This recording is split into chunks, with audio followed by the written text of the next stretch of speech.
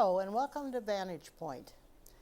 Vantage Point is a conversation program in which we take a look and discuss from different points of view at least one topic.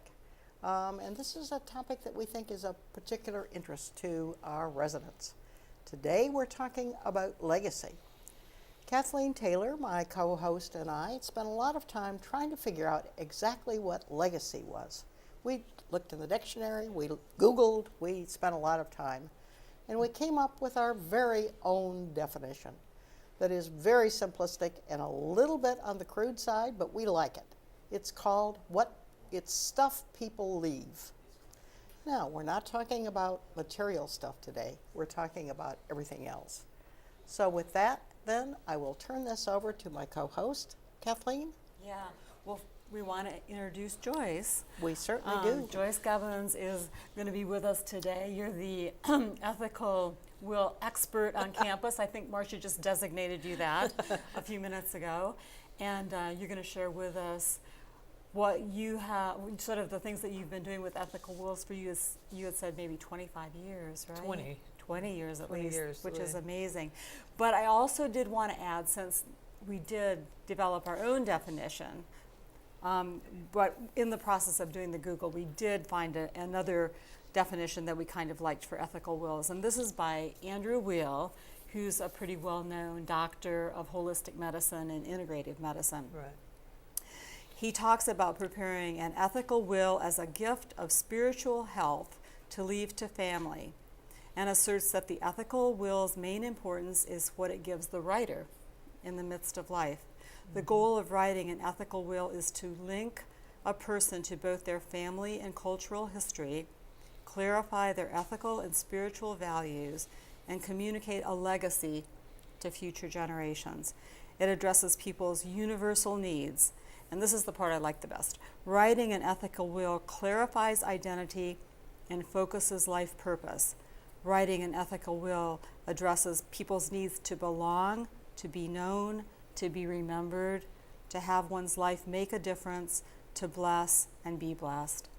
I love that. That is lovely. I know. And the idea of being able to do that is an amazing path that people would go on. So share with us a little bit. Kathleen, you might want to start, before we ask Joyce to talk about ethical wills, you might want to put this in a bit of context for us.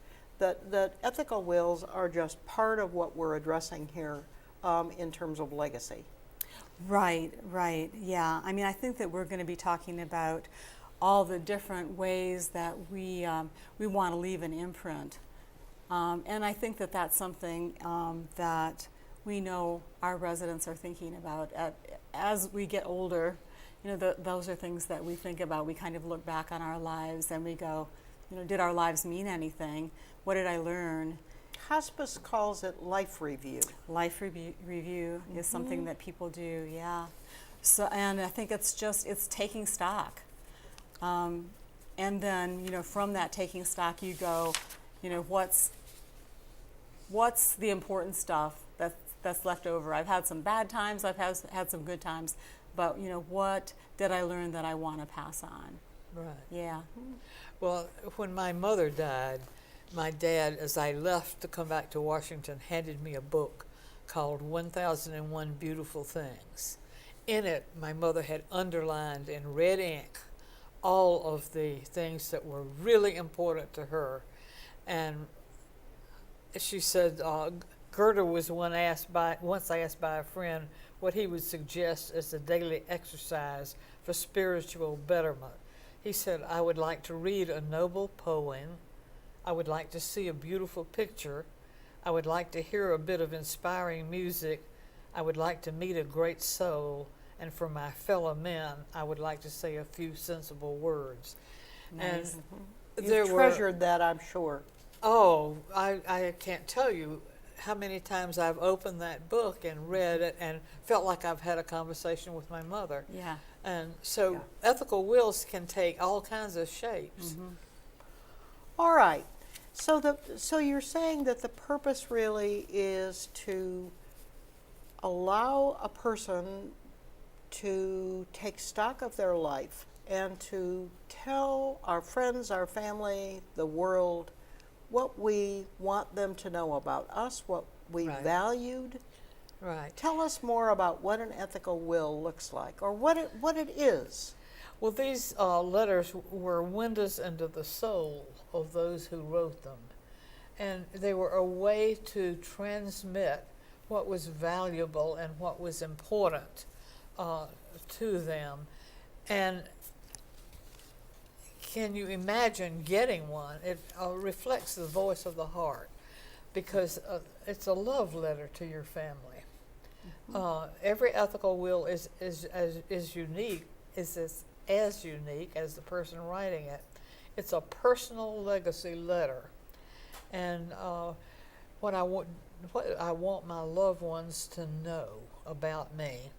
I will teach you lessons from the past, things we have heard and known, things our ancestors have told us. We will not hide them from their descendants. We will tell the next generation.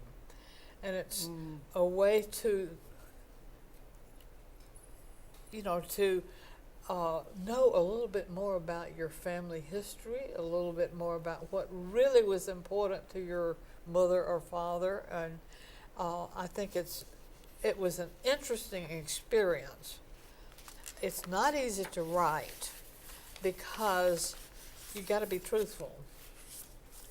Take some Yes. soul searching. Takes some soul searching, and you got to be willing to admit you were not always right. Oh gosh, Joyce.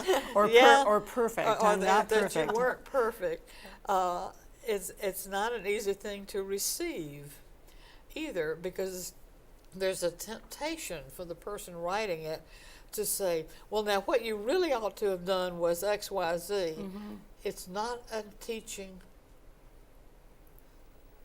piece of information. It's not the time to scold your child or to bring up their deficits. It's a time to reinforce your love for them and how precious they are to you and how much you've enjoyed their being in your life. Yeah.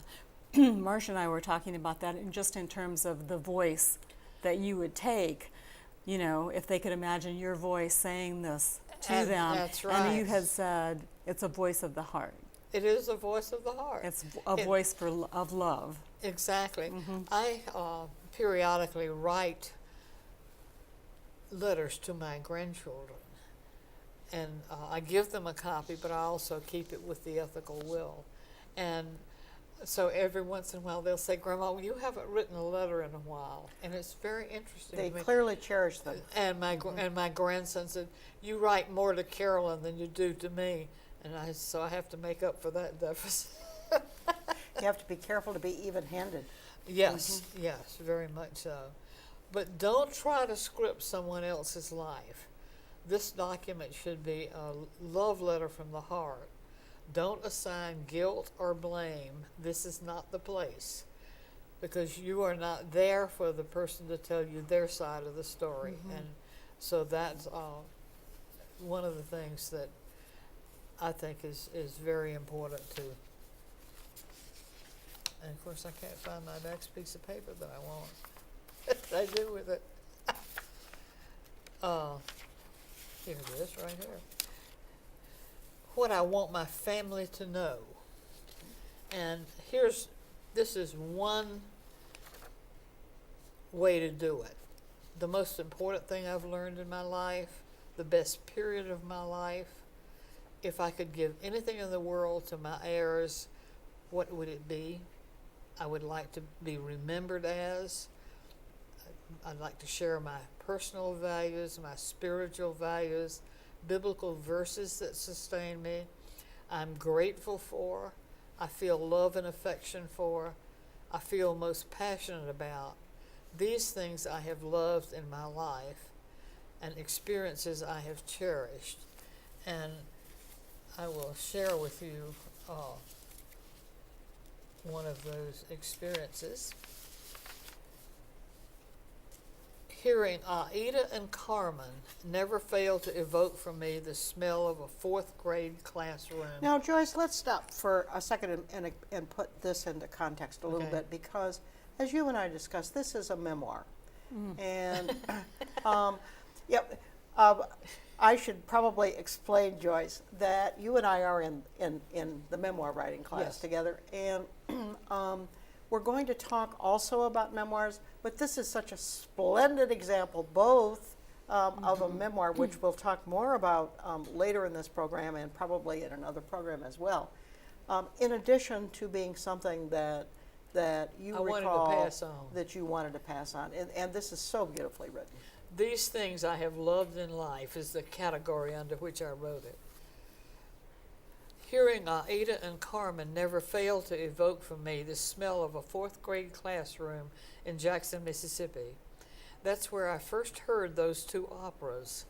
My teacher told us the story of each, and on rainy days or days too cold to go out and play, she would play segments of each opera. She always carefully explained what was happening and then played a portion for us. Often after lunch, we would put our heads down on our desk and listen to this beautiful music. I had only heard snatches of opera up until this time. Our next door neighbor in Clinton would sit outside on pretty Saturday afternoons and listen to the opera, the Texaco Hour. Her granddaughter was my age, and as we turned cartwheels, we would hear snatches of this unfamiliar music. However, the complete operas were first heard in Miss Slaughter's class. The memories are all mixed up with the smell of homemade bread.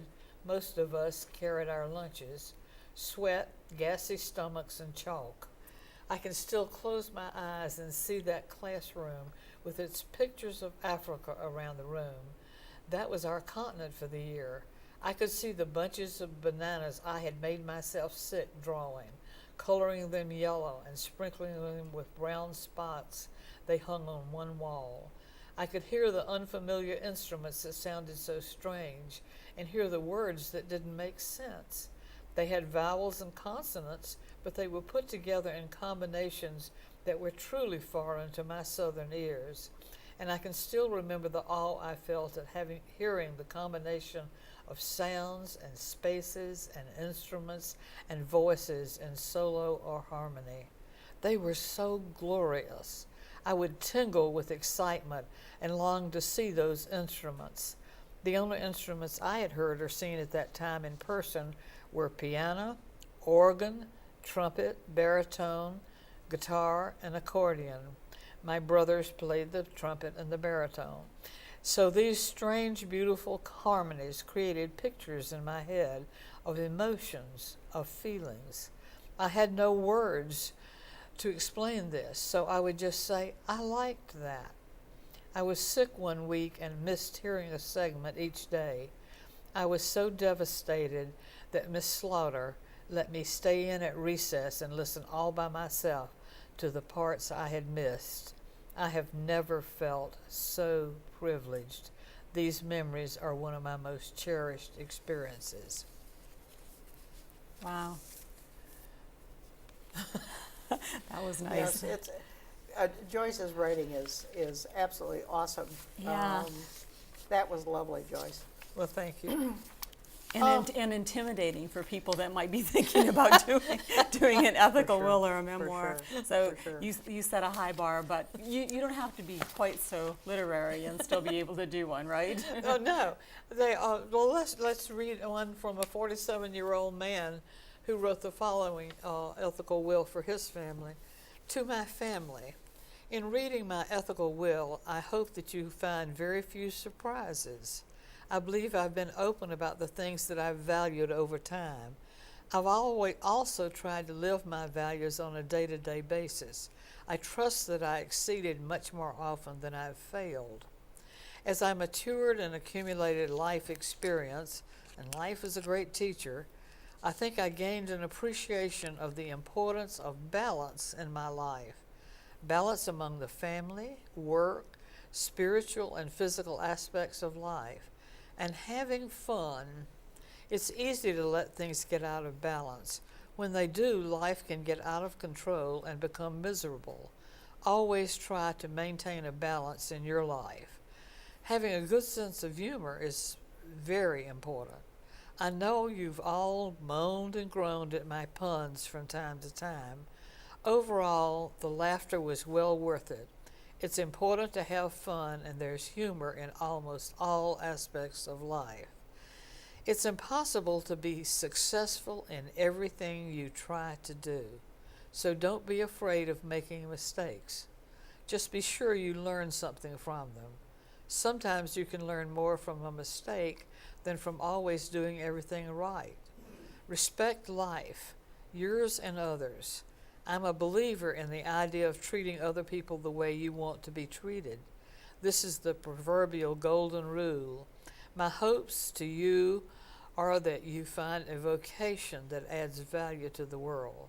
This is my interpretation of Tikkun Olam, pardon my pronunciation.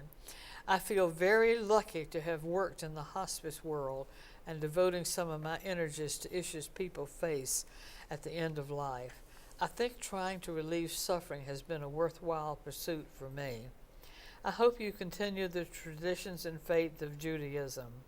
Although this spiritual aspect of myself was relatively unimportant to me in my younger years, I feel you all have a wonderful foundation and excellent skills and knowledge in regard to the basic tenets.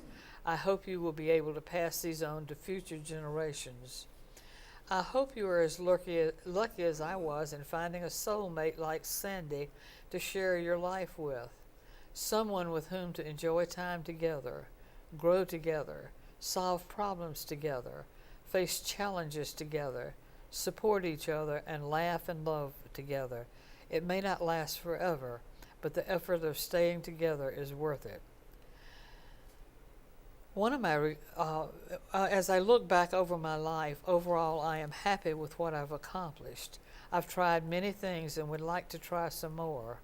As long as you live, you can always learn new things. This is an important value to cherish. You have all been a great source of joy and strength for me. I love you all very much. Very nice, Joyce. If our viewers are interested in writing their own ethical wills, how would you suggest that they get started at this? I would say go online and type in ethical wills, and you will get more information than you ever wanted to know. There are some good workbooks that you can get online, and you can. Would any of these be available in a bookstore, or do you think? I don't know. I have never looked at it. I've always done it online, and Okay, so I wonder if Amazon might have some. Oh yeah, Amazon. well, there are would, some yeah. books. There are books on Are there there. books? Yeah. Okay. Yeah. Workbooks?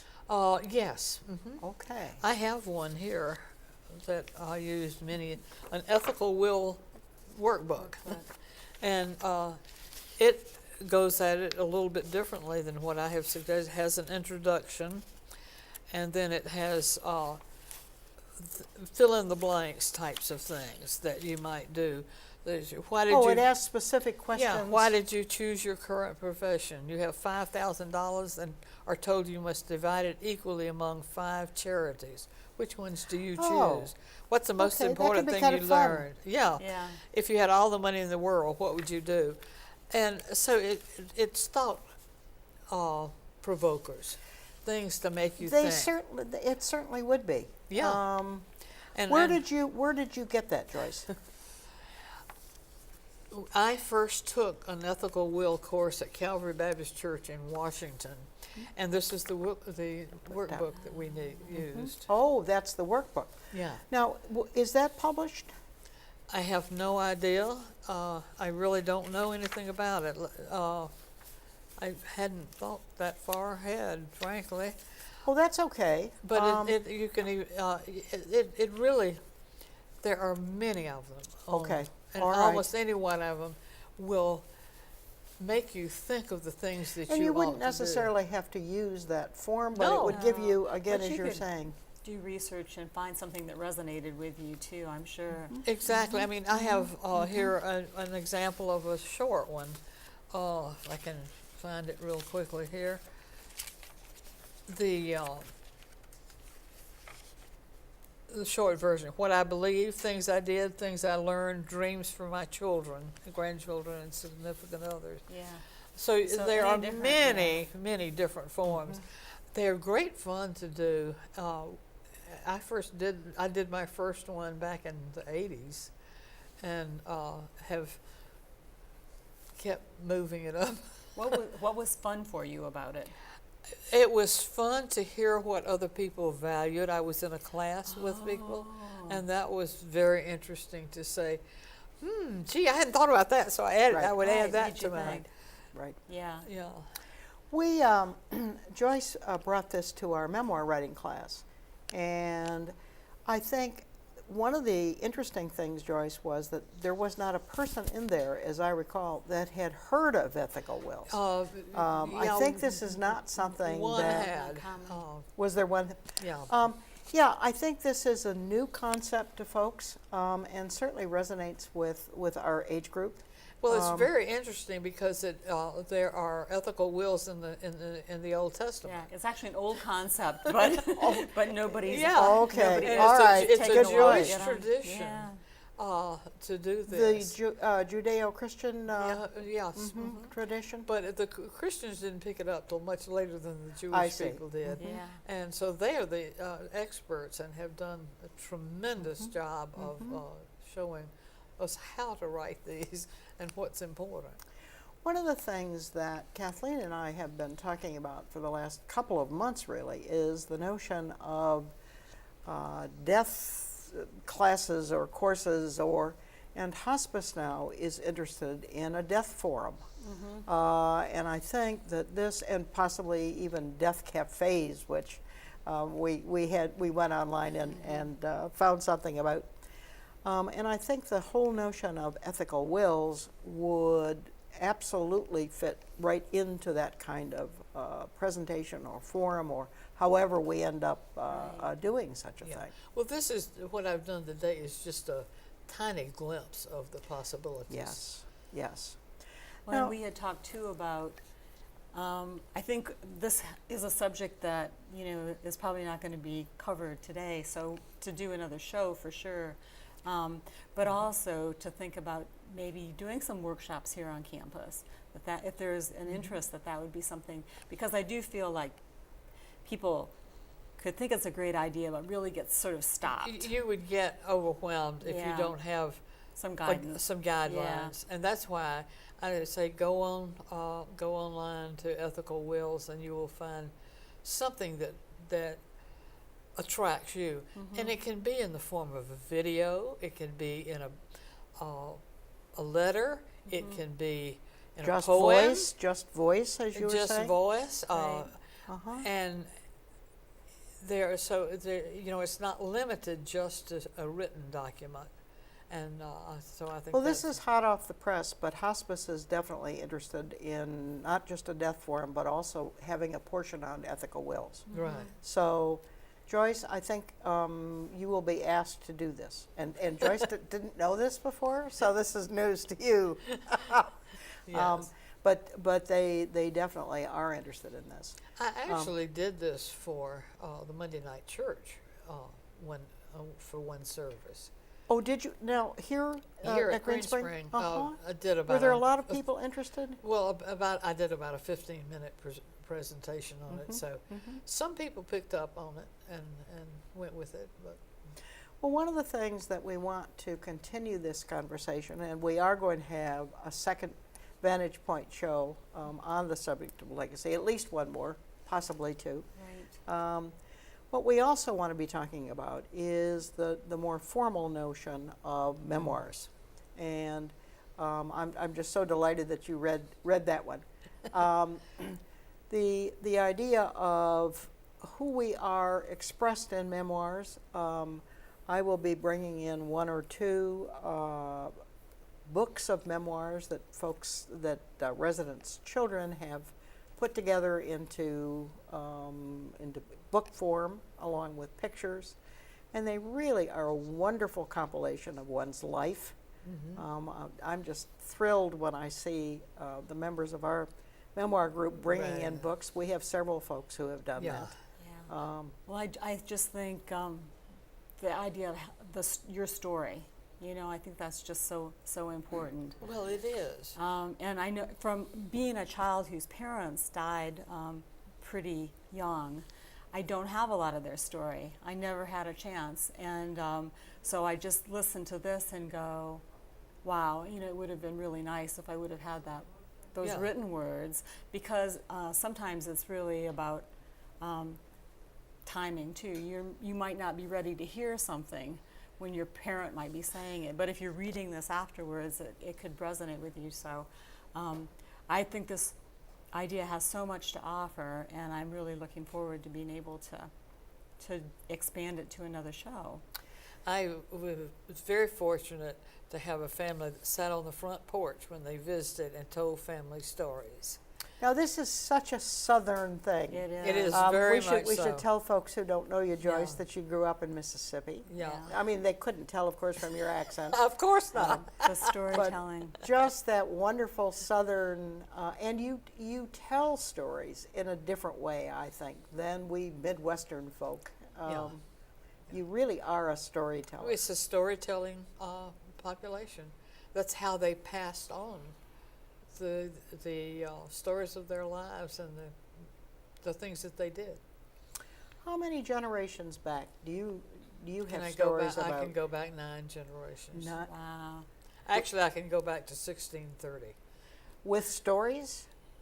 My heavens, isn't that amazing? Don't get her started. How many shows would we do? That would be a lot of shows. But we do have to say goodbye right now. Right. Yeah. Not time for that. But thanks so much for coming, Joyce. You're very welcome. It was great, Joyce. Yeah. Thank you.